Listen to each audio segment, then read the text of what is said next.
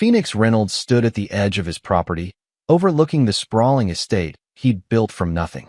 At 52, he'd transformed from a scrappy contractor taking whatever jobs he could get to the owner of Reynolds Construction, one of the most successful development companies in the Northeast. The calluses on his hands had softened over the years, but the resolve in his eyes remained steel-hard. His phone buzzed in his pocket, another message from his sister, Beverly. He ignored it. She'd been trying to talk to him for weeks about Marilyn, his wife of 28 years. Phoenix wasn't stupid. He'd noticed the changes, the late nights, the new wardrobe, the sudden business trips. After their daughter Skylar announced her engagement 6 months ago, Marilyn had become increasingly distant, constantly coordinating with the Ainsley family, particularly with Montgomery Ainsley, father of the groom and owner of Ainsley Properties, Phoenix's biggest competitor. His suspicions had festered long enough. 3 weeks ago, he'd hired Dominic Russo, an ex-cop turned private investigator. Today was the day he'd finally learned the truth. "Mr. Reynolds," Dominic said, climbing out of his car. "Got a minute?" Phoenix led him to his home office, a room that showcased his journey, framed blueprints of his first major project, photos with city officials, the hammer his father had given him when he turned 18. "Just give it to me straight," Phoenix said, settling into his leather chair. Dominic slid a manila envelope across the desk. "Been going on for about 8 months from what I can tell. Weekly meetings at the Meridian Hotel downtown." The photos inside told the story Phoenix had feared but expected. Marilyn entering the hotel, Montgomery holding her hand in the lobby, kissing her in the elevator. The timestamps showed patterns, always on Thursdays, always when Phoenix had his standing meeting with city officials. "There's more," Dominic said. "They've been transferring funds to a shared account. I tracked several large withdrawals coinciding with your daughter's wedding planning." Phoenix stared at the bank statements. "What exactly are they paying for?" "From what I gathered, they're covering wedding costs you weren't consulted on.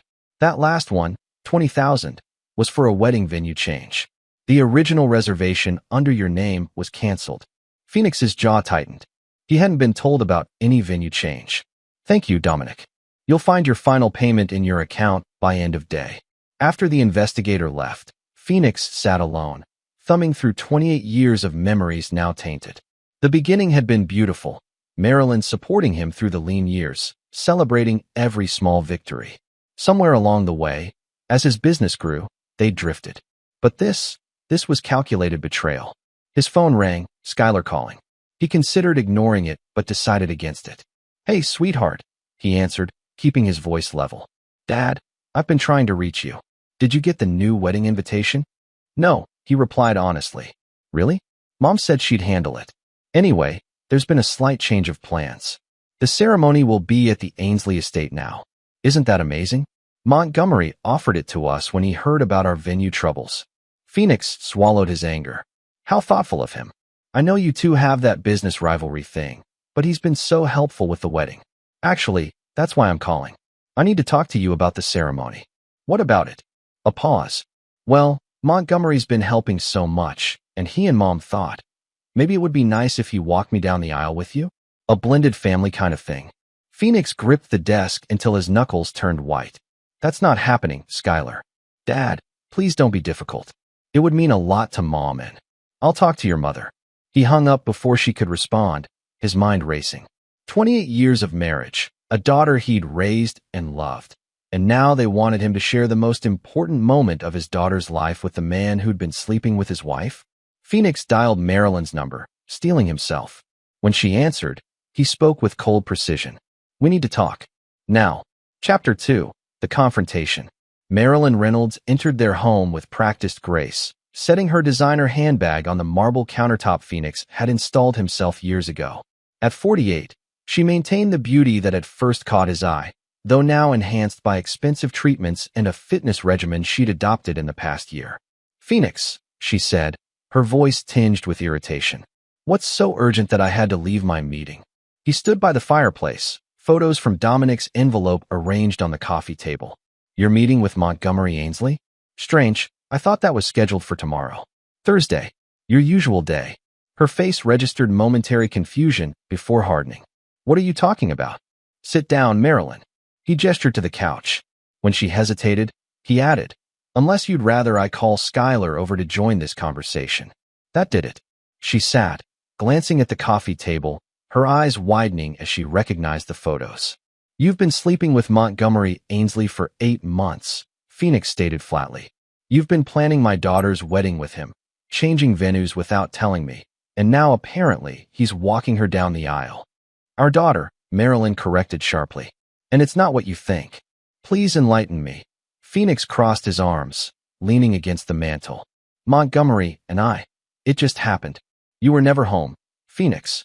Always at job sites, always at meetings.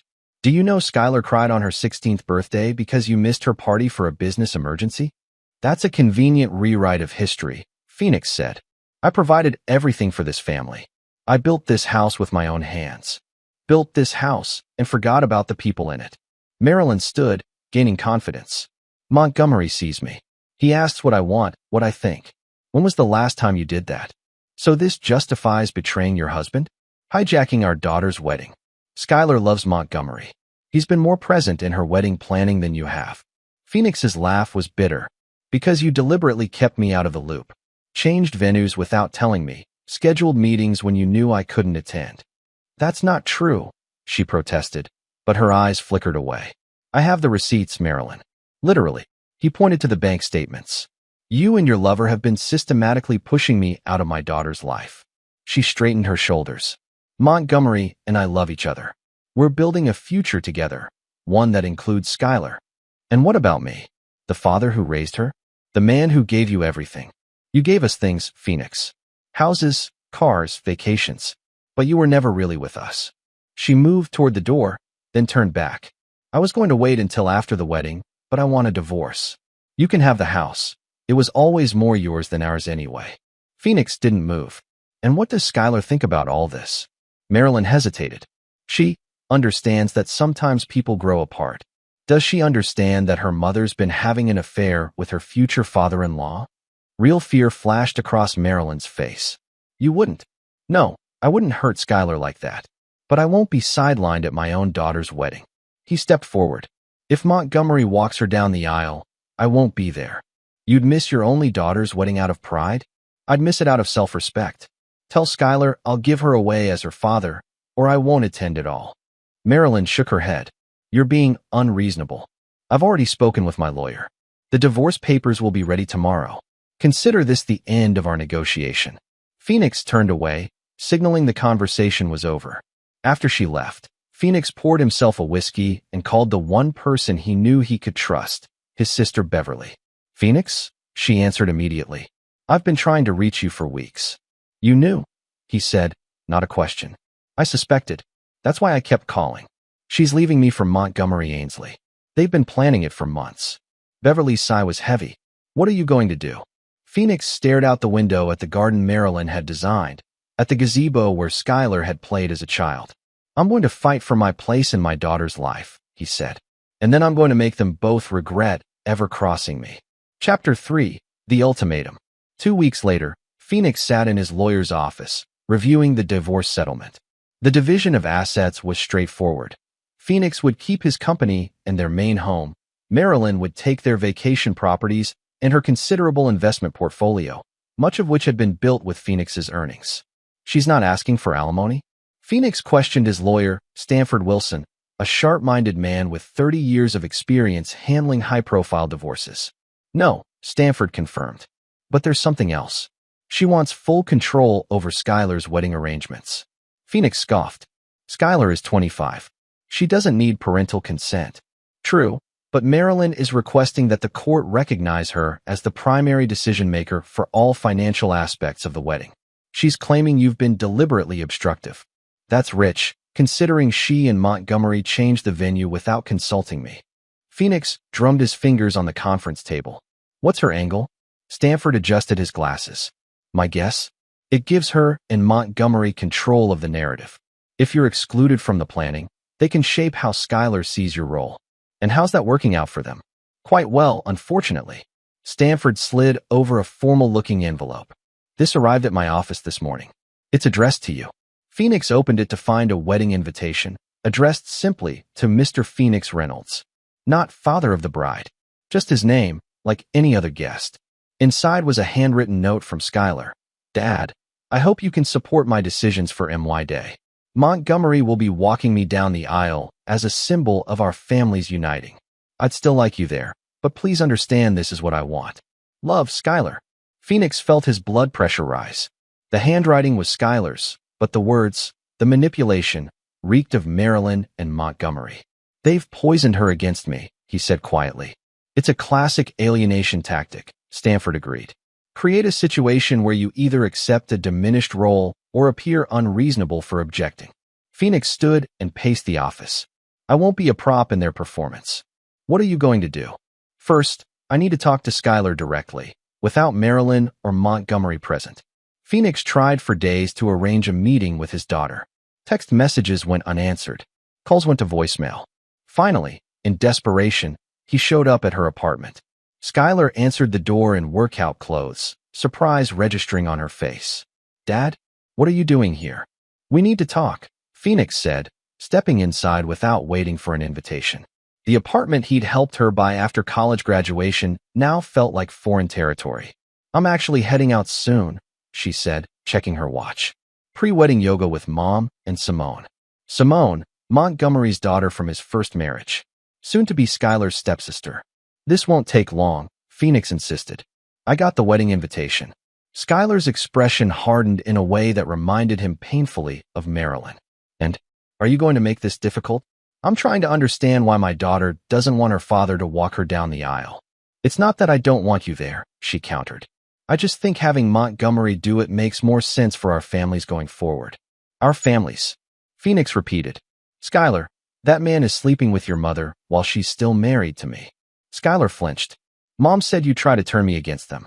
They told me everything, Dad. How you've been emotionally absent for years. How you prioritized work over family. They're not the bad guys here. Phoenix felt as if he'd been punched. And you believe them? I've lived it. Remember my high school graduation? You were on a call the entire ceremony. Or my art show in college. You didn't even show up. I was securing the Westbrook contract that paid for this apartment, Phoenix said, gesturing around them. And I missed your art show because there was a collapse at a job site and 2 of my men were in the hospital. There was always some excuse. Skylar grabbed her yoga mat. Mom and Montgomery support each other. They show up. That's the kind of relationship I want modeled at my wedding. Phoenix took a deep breath. Skylar, I won't attend as just another guest. Either I walk you down the aisle as your father, or I won't be there at all. Her eyes widened. You'd miss my wedding over this? I'd miss being used as a prop in a ceremony designed to humiliate me. He moved toward the door. The choice is yours. Let me know what you decide. Outside, he called Beverly. She's completely under their influence, he said as soon as she answered. I've given her an ultimatum. Either I walk her down the aisle, or I won't attend. Risky move, Beverly replied. What if she chooses them? Phoenix watched the skyline of the city he'd helped build, towers he'd constructed glinting in the afternoon sun. Then I'll be on a beach somewhere during the wedding. And when it all falls apart, which it will, they'll know exactly what they've lost. Chapter 4. The Decision. The invitation to the rehearsal dinner arrived with Phoenix's name conspicuously absent. His ultimatum had been answered. Skylar had chosen Montgomery and Marilyn's version of events over her own father. Phoenix sat in his home office, surrounded by the life he'd built, feeling like a stranger in it. The phone on his desk rang. Beverly again. You need to reconsider, she said without preamble. Skylar's wedding is in 3 days. I'm aware, Phoenix replied, his voice devoid of emotion. And my position hasn't changed. Phoenix, this is your daughter, your only child, who has made it abundantly clear that her mother's boyfriend is more important to her than I am. He pulled up his email, checking flight confirmations. I've booked a trip to Barbados. I leave tomorrow. You're seriously going on vacation during Skylar's wedding? Beverly sounded incredulous. What would you have me do? Sit in the back row and watch Montgomery walk my daughter down the aisle? Smile through the father-daughter dance while I'm relegated to the sidelines? No, thank you. Have you even spoken to Skylar about this? Phoenix's jaw tightened. I've tried. She's blocked my number. Oh, Phoenix. Beverly's voice softened. This is exactly what they want. If you're not there, they win. This isn't about winning, Bev. It's about dignity.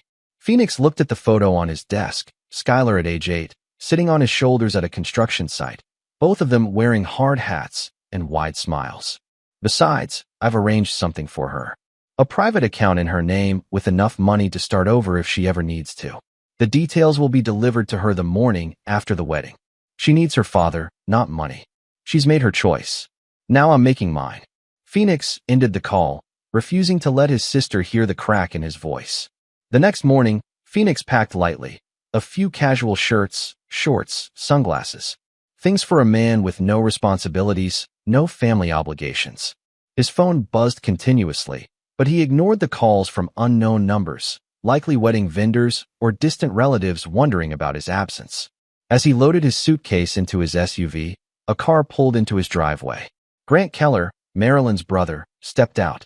"Running away, Reynolds?" Grant called, approaching with the confident swagger of a man who believed he held the moral high ground. "Taking a vacation," Phoenix corrected, closing the trunk. "Something wrong with that? Besides the fact that your daughter's getting married in 2 days?" "Yeah, something's wrong."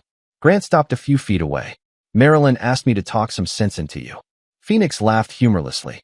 "That's rich. Marilyn wants me at the wedding now. She wants what's best for Skylar. The kid's stressed enough without daddy drama." Interesting perspective from the brother of a woman who's been having an affair with the father of the groom. Phoenix checked his watch. "Look, I appreciate the family intervention, but I have a flight to catch." Grant's expression shifted, something like understanding crossing his features. "For what it's worth, I think you're getting a raw deal here. Marilyn's always been ambitious. That's one word for it. But Skylar's caught in the middle. This isn't her fault." Phoenix sighed, the weight of the situation pressing down on him. "Tell her I love her.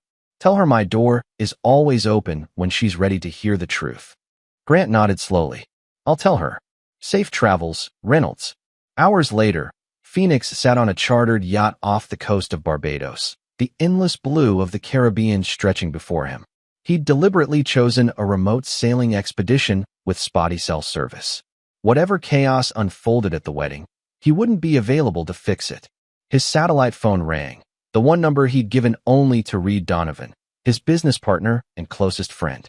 He answered, the connection crackling. "How's paradise?" Reed asked. "Peaceful," Phoenix replied. "What's happening there?" "Chaos, from what I hear. Montgomery's son is having second thoughts. Apparently, he just found out about the affair and isn't thrilled about his dad sleeping with his future mother-in-law." Phoenix felt a twisted satisfaction, but pushed it away. "Not my circus, not my monkeys." "There's more," Reed continued.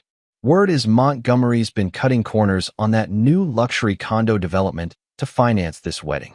The city inspector, Wilson's brother-in-law, is taking a closer look after an anonymous tip. Phoenix had nothing to do with that tip, but he couldn't say he was sorry about it. Anything else?" "Yeah.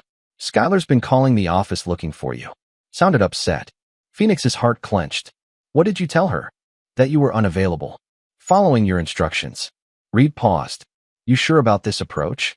Phoenix watched the sun setting over the water, thinking of all the sunsets he'd missed while building his empire, all the family moments sacrificed on the altar of success.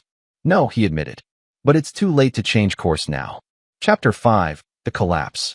The morning of Skylar's wedding dawned with perfect weather in the northeast, while Phoenix woke to a gentle Caribbean breeze on the chartered yacht. He'd deliberately scheduled a deep-sea fishing expedition for the day, ensuring he'd be unreachable during the ceremony. The captain, a weathered local named Frederick, didn't ask questions about why a man would be alone on such a trip.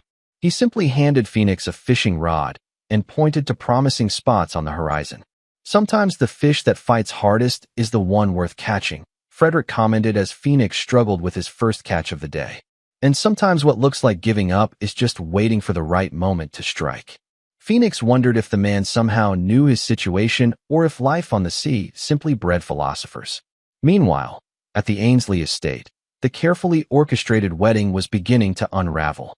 Though Phoenix couldn't know it yet, what would later be described to him as 77-plus frantic calls were accumulating on his silenced phone. The first crisis hit when the catering company, one that Montgomery had insisted upon using instead of the chef Phoenix had recommended, arrived 2 hours late with half the ordered food. The staff claimed there had been a miscommunication about payment, as the final deposit had never been processed. Marilyn, resplendent in a designer mother-of-the-bride dress, frantically called Phoenix's lawyer, assuming he was somehow blocking the funds. Stanford truthfully informed her that Phoenix had placed the full catering payment in escrow months ago, but Montgomery had redirected it. As guests began arriving, the second disaster struck. The string quartet Montgomery had hired to replace Phoenix's original band choice failed to appear. Their apologetic manager explained they'd received a better offer from another wedding, one that had actually paid their deposit. By noon, Skylar sat in the bridal suite, still in her robe, mascara streaking down her face while her bridesmaids tried to comfort her. "Where's Dad?" she kept asking. "He would know how to fix this." Marilyn, increasingly frantic, had been calling Phoenix's number every 5 minutes, each call going straight to voicemail.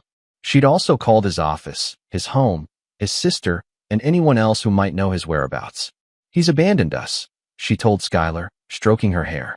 "Just like he always does when things get difficult."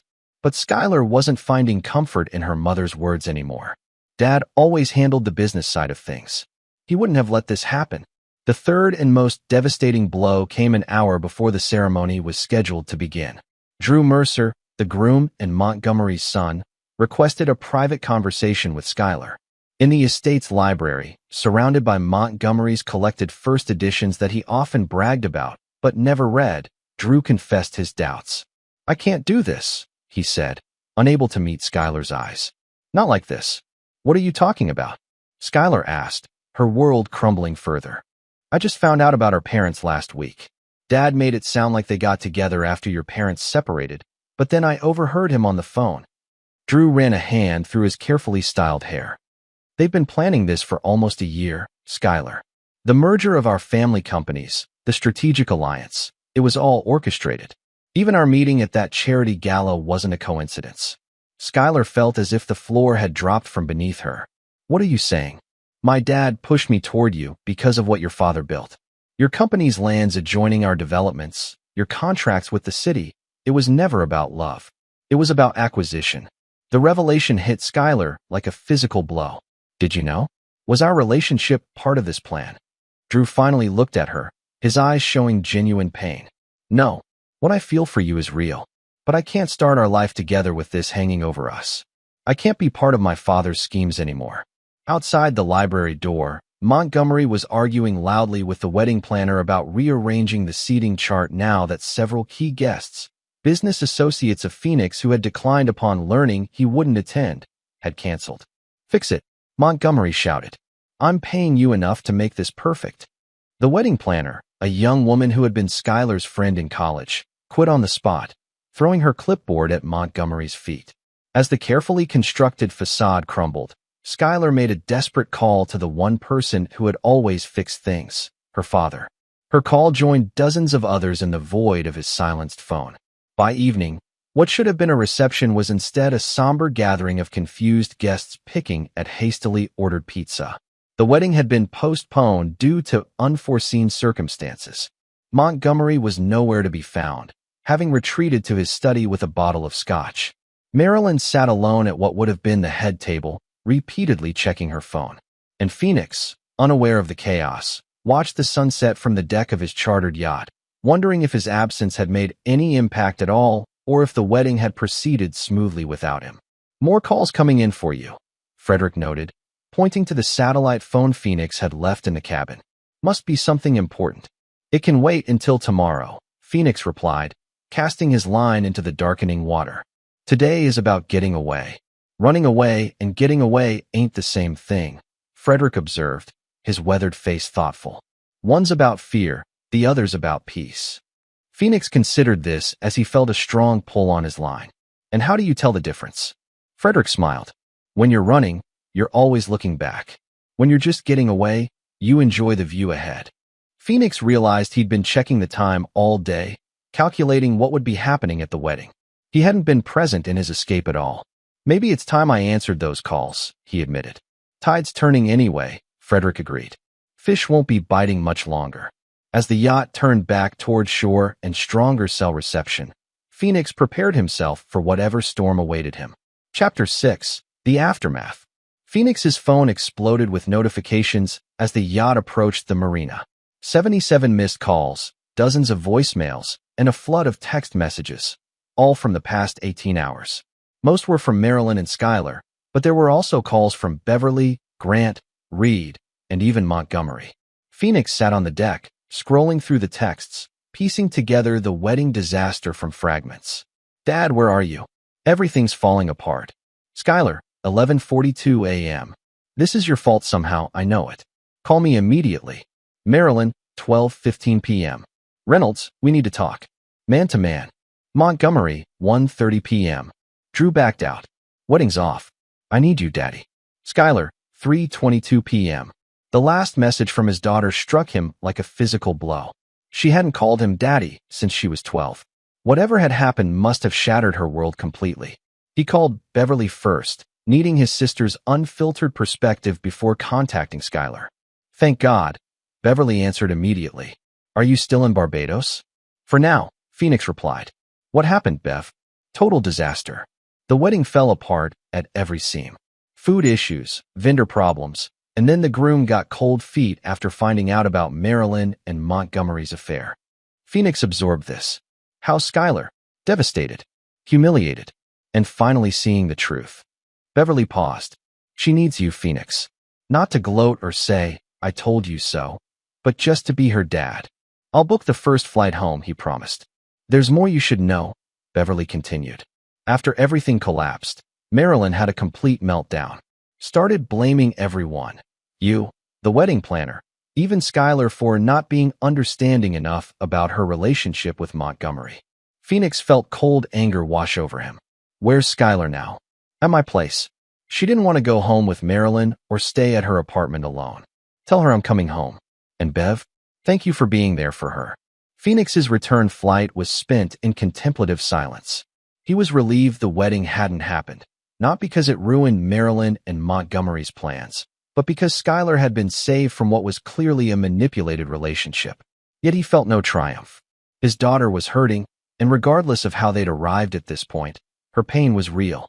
When Phoenix arrived at Beverly's house the next evening, he found Skylar curled up on the couch in sweatpants and one of his old construction company sweatshirts she'd borrowed years ago. Her eyes were red-rimmed from crying, her hair pulled back in a messy ponytail. Dad, she said simply, rising to her feet. Phoenix crossed the room and wrapped her in his arms, holding her as she broke down again. I'm so sorry, she sobbed against his chest. You were right about everything, and I wouldn't listen. Shoo, he soothed, stroking her hair. None of that matters now. Drew told me everything, she continued through tears. How Montgomery pursued Mom to get to your company. How they orchestrated our relationship. It was all fake, Dad. Even the way I felt about you was manipulated. Mom and Montgomery kept telling me stories about how you'd neglected us, how you'd chosen work over family. Phoenix guided her back to the couch, sitting beside her. Some of that was true, he admitted. I did work too much. I missed things I shouldn't have. But I never stopped loving you, Skylar. Everything I built was for you. Beverly brought them tea and quietly left the room, giving father and daughter privacy. I don't know what to do now, Skylar confessed. I feel so stupid. Everyone saw it, but me. You saw what you wanted to see. A mother who supported you. A future that seemed perfect. Phoenix took her hand. We all have blind spots when it comes to the people we love. Skylar looked up at him, her eyes vulnerable but clearer than they'd been in months. How do you forgive yourself for being so wrong about someone?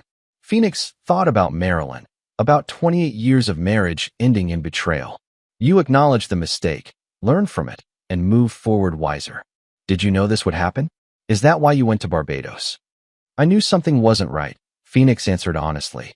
But I went away because I couldn't bear to watch from the sidelines. That was my mistake. Skylar squeezed his hand.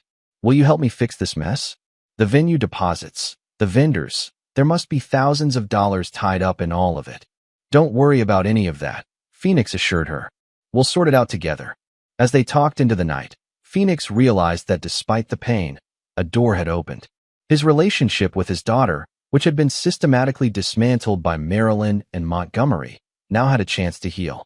But as he listened to more details of their manipulation, how they'd intercepted his messages, rewritten the narrative of his involvement in Skylar's life, and isolated her from people who might have told her the truth, Phoenix's resolve hardened. This wasn't just about a ruined wedding or a cheating wife. This was a calculated attempt to destroy everything he valued. And for that, there would be consequences. Chapter 7. The Strategy. 1 week after the wedding disaster, Phoenix sat across from Stanford Wilson in his law office, reviewing documents spread across the mahogany table. The divorce is straightforward now, Stanford explained. Marilyn's infidelity and the evidence of conspiracy against you shifts things significantly in your favor. Phoenix nodded absently, his mind elsewhere. That's not why you're here, though, is it? Stanford asked perceptively. No. Phoenix leaned forward. I want to know exactly how far Montgomery Ainsley went to get to my company. I need a complete investigation, business records, financial transactions, communications with Marilyn. Everything. Stanford removed his glasses. Phoenix, you have grounds for a highly favorable divorce settlement. Skylar's back in your life. Why not just move on? Because they didn't just try to take my family, Phoenix replied, his voice cold. They tried to take everything I built. I need to know how deep this goes. Stanford sighed but nodded. I'll put my best people on it. But Phoenix, be careful. Revenge is rarely as satisfying as people imagine. This isn't about revenge, Phoenix insisted. It's about justice. Later that day, Phoenix met with Reed at their office overlooking the city skyline. The Reynolds construction headquarters occupied the top 3 floors of a building Phoenix had developed 10 years earlier. How bad is it? Phoenix asked without preamble. Reed pulled up financial projections on his tablet. The Westbrook development is still solid, but we've lost 2 smaller contracts that were tied to Ainsley Properties. They pulled out the day after the wedding fiasco. As expected, Phoenix noted. What about the Hamilton Street project? That's where it gets interesting. Reed brought up schematics of a downtown revitalization project. Ainsley's been underbidding us on every phase, but there's no way they can deliver at the prices they're quoting. Their margins would be non-existent. Unless they're cutting corners, Phoenix suggested. Remember the Parkview Towers? Reed nodded grimly. Montgomery's first major development. 3 years after completion, they found structural issues that cost millions to fix. He blamed the subcontractors. Have Wyatt Dalton look into their supply chain, Phoenix instructed. I want to know if they're using substandard materials again. As Reed made notes, Phoenix's phone rang. Marilyn calling for the first time since the wedding debacle. Phoenix, she began when he answered, her voice carefully controlled. We need to talk about the house. What about it? He asked neutrally. I need to collect some personal items. Montgomery's place is being renovated, and we're staying at a hotel in the meantime. Phoenix almost laughed. Money troubles already? Don't be petty, she snapped. This situation is difficult enough. I'll have Stanford arrange a time for you to collect your things. With supervision, of course. Supervision? I lived in that house for 20 years. And now you don't, Phoenix replied simply. Is there anything else? A pause. Skylar isn't returning my calls. That's between you and our daughter. You've turned her against me, Marilyn accused. No, Marilyn. You did that all by yourself. Phoenix ended the call, turning back to Reed. Where were we? Over the next 2 weeks, Phoenix methodically gathered information. Wyatt Dalton's investigation revealed alarming details. Montgomery had indeed been using substandard materials on his current projects, and worse, had been falsifying inspection reports through a connection at the city planning office. Phoenix also discovered that Montgomery's financial situation was far more precarious than anyone realized. The lavish lifestyle, the expensive wedding preparations, all financed through increasingly desperate measures as his company struggled. Most disturbingly, Phoenix uncovered evidence that Montgomery had been systematically targeting his clients, using information Marilyn had gleaned during their marriage to undercut Reynolds Construction's bids and relationships. But the final piece fell into place when Simone Mercer, Montgomery's ex-wife, reached out through Stanford. They met at a quiet restaurant on the outskirts of town, where Simone, an elegant woman in her 50s, arrived with a leather portfolio. I've been waiting for someone to finally see through Montgomery's facade, she said, sliding the portfolio across the table. These are copies of documents I've kept since our divorce 15 years ago. Pattern of behavior evidence, if you will. Inside, Phoenix found financial records, emails, and legal documents showing how Montgomery had orchestrated similar situations with other business rivals, getting close to their families, creating personal entanglements that gave him access to proprietary information. He did the same thing to Harold Thompson before he bankrupted Thompson Development, Simone explained. Became best friends with Harold, vacationed with his family, all while systematically dismantling his company from the inside. Why are you showing me this now? Phoenix asked. Simone's smile was tight. Because Montgomery tried to reduce my alimony payments last month, claiming financial hardship. After 15 years of paying for his betrayal, he wants to cut me off when I need surgery. She leaned forward. And because he hurt your daughter. Drew told me everything. How his father pushed him toward Skylar for business reasons. That crosses a line even Montgomery shouldn't have crossed. Phoenix studied the documents. These are exactly what I needed. Thank you. Just promise me one thing, Simone said as they parted. When you take him down, and I know you will, make it count. Armed with this information, Phoenix called a meeting with his closest allies, Reed, Beverly, Stanford, and Wyatt. In his home office, he laid out what he'd discovered and his plan for response. This isn't just about my personal grievances, Phoenix explained. Montgomery Ainsley is cutting corners that could put people's lives at risk. He's corrupting city officials. He's manipulating families for financial gain. It ends now. What exactly are you proposing? Stanford asked cautiously. Phoenix outlined his strategy, a three-pronged approach that would expose Montgomery's business practices to regulatory authorities, reveal his financial misdeeds to investors, and make public his pattern of personal manipulations. This could get ugly, Beverly warned. Are you prepared for the fallout? What about Skylar? Skylar knows everything, Phoenix assured them. She's the one who suggested I talk to Simone in the first place. Reed, normally the most cautious of Phoenix's advisors, nodded slowly. He came after everything you built. He tried to use your daughter as a pawn. If anyone deserves consequences, it's Montgomery Ainsley. Phoenix looked around at the people who had stood by him, who had seen his pain and supported him through the betrayal. Then we move tomorrow, he decided. And God help them both. Chapter 8. The Execution. The first domino fell on a Tuesday morning when the city's building inspector, acting on an anonymous tip, arrived at Montgomery's flagship development project, Ainsley Heights, a luxury condominium complex near completion. Phoenix, watching from his car across the street, observed the inspector's growing concern as he examined support beams that should have been steel but were instead aluminum with steel coating, a dangerous substitution in a 12-story building. By noon, construction was halted. By 2 o'clock, news vans arrived as workers were sent home. By 4, Montgomery himself appeared, gesticulating wildly at city officials who stood firm with clipboards and stern expressions. Phase 1 complete. The second domino fell that evening, when financial documents detailing Montgomery's precarious business position were accidentally emailed to his major investors, the local business journal, and the state banking commission. The documents, all legitimate but obtained through Simone's resources, showed a pattern of moving funds between projects to cover shortfalls, misleading investors about progress, and grossly overstating projected returns. Phoenix didn't need to be present for this phase. The panicked calls from investors would be hitting Montgomery's phone right about now, even as he dealt with the construction crisis. Phase 2 complete.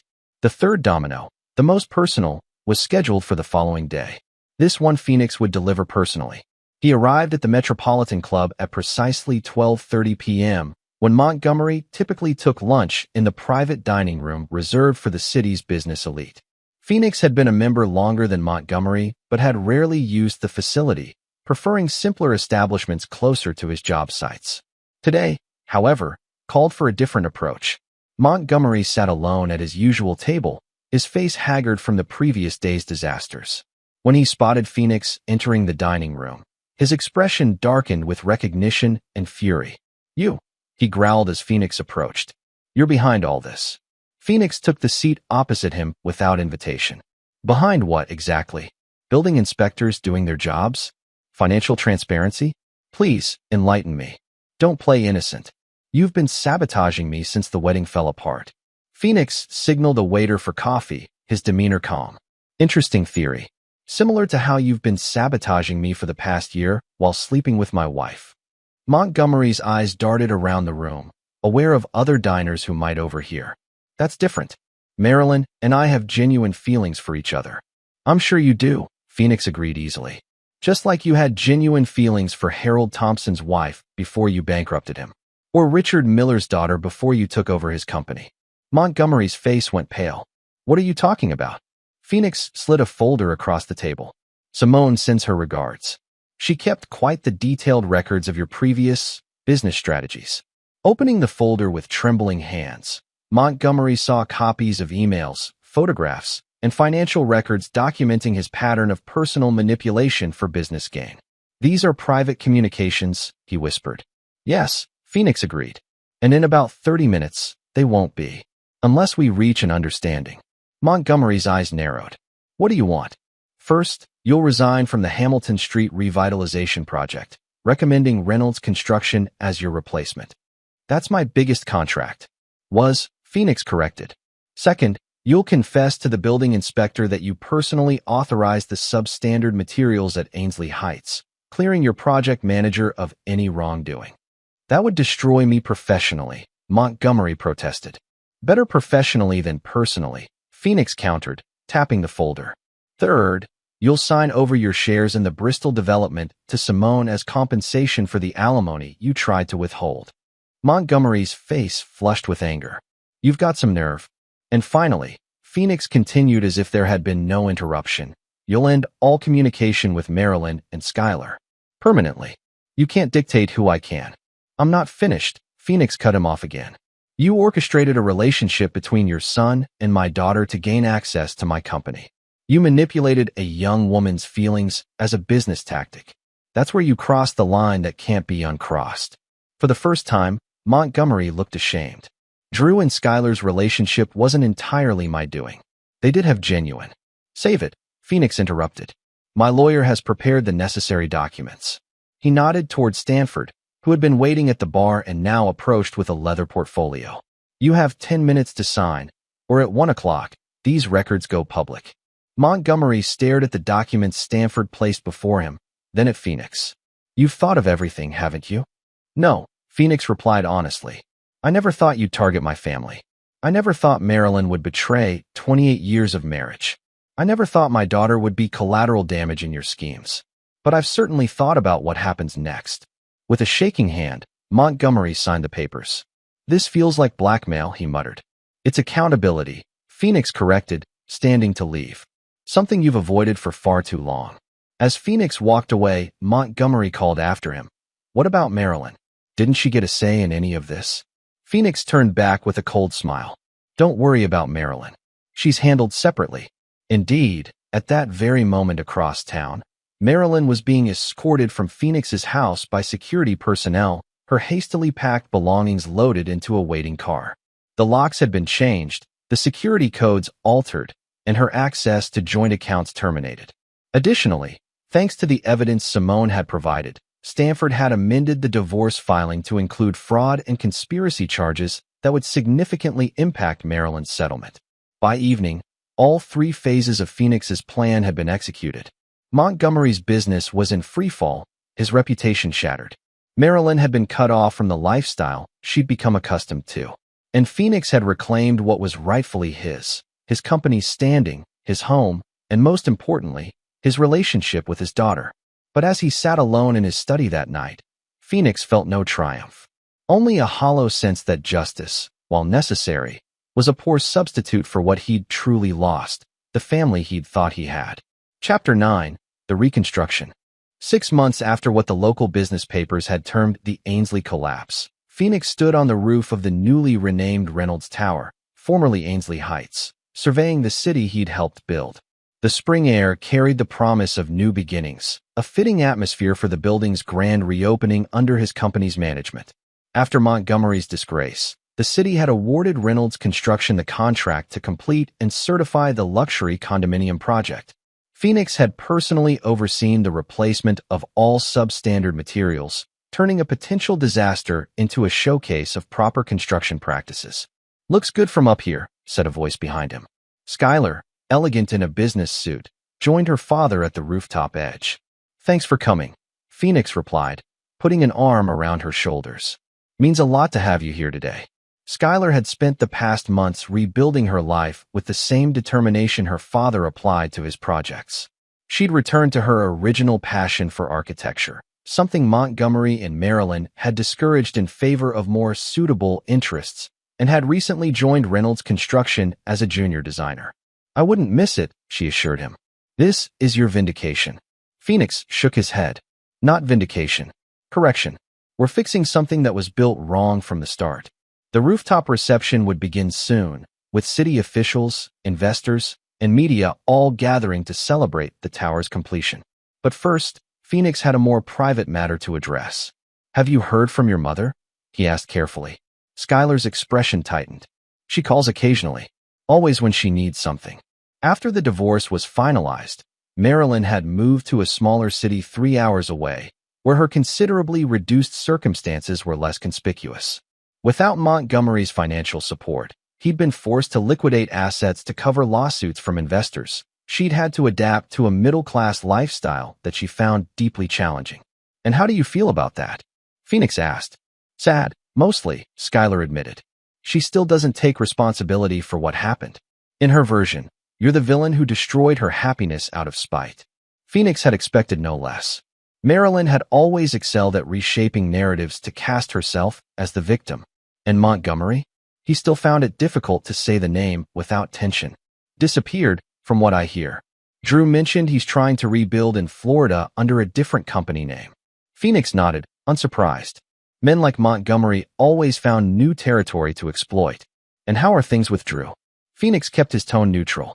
The young man had reached out to Skylar a few months after the wedding disaster, offering sincere apologies and explanations. Skylar smiled slightly. "We're meeting for coffee next week. Just as friends. He's working for a nonprofit now, completely cut ties with his father's business." "Good for him," Phoenix said, meaning it. Drew had been as much a pawn in Montgomery's schemes as Skylar had been. The rooftop door opened, and Reed appeared. "They're ready for you downstairs, Phoenix. Press is all set up in the main lobby." Phoenix squared his shoulders. Time to face the music. The grand lobby of Reynolds Tower gleamed with marble and brushed steel, packed with journalists, business associates, and city officials. As Phoenix took the podium, he spotted Beverly in the crowd, giving him an encouraging nod. "Thank you all for coming today," Phoenix began. "Reynolds Tower represents more than just a building to me. It symbolizes the importance of doing things right the first time, of building on solid foundations, and of correcting course when necessary." His speech was brief but impactful, focusing on the future rather than dwelling on the controversies of the past. As applause filled the lobby, Phoenix felt a sense of closure washing over him. The reception that followed was lively, with Phoenix moving through the crowd, shaking hands, and accepting congratulations. In a quiet moment near the champagne table, Beverly joined him. "Quite the turnout," she observed, "especially considering most of these people were at Montgomery's site a year ago." Phoenix smiled wryly. "The business world is fickle that way. Speaking of fickle, I saw who just arrived." Beverly nodded toward the entrance, where Marilyn stood hesitantly, looking both out of place and determined.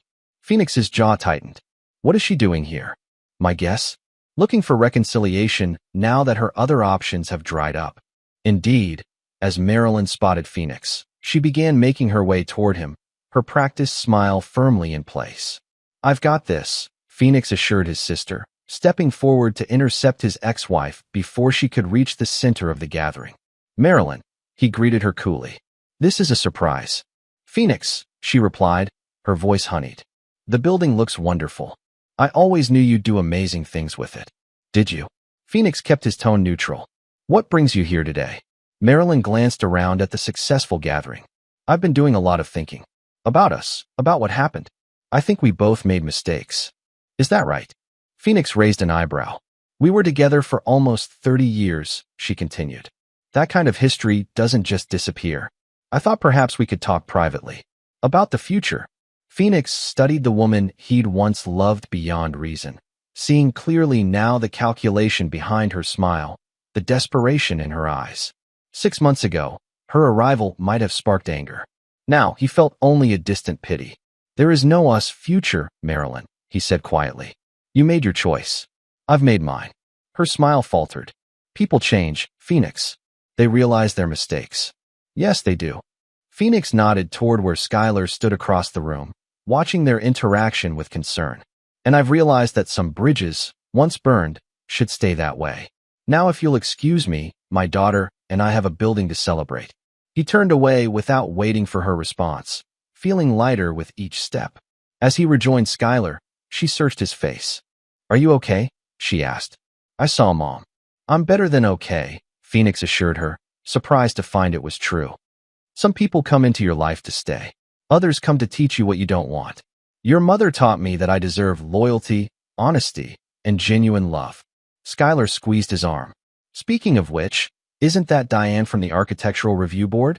The one who asked you to dinner last month?" Phoenix followed her gaze to where an attractive woman in her late 40s was examining the building plans displayed near the model. "It might be. You should say hello," Skylar encouraged with a smile. "The past is finished. The foundation's been repaired. Time to start building something new." Phoenix considered this as he looked around the lobby of his reclaimed tower. In every direction stood evidence of his ability to transform disaster into success, to rebuild stronger after betrayal, to create beauty from ruins. "You know what?" he said to Skylar. "I think you're right." As Phoenix moved through the crowd toward Diane, he felt the last weight of resentment fall away. The wedding that collapsed, the marriage that failed, the betrayal that stung, all were now just steps that had led him here, to this moment of new beginnings. He had discovered the true cost of betrayal.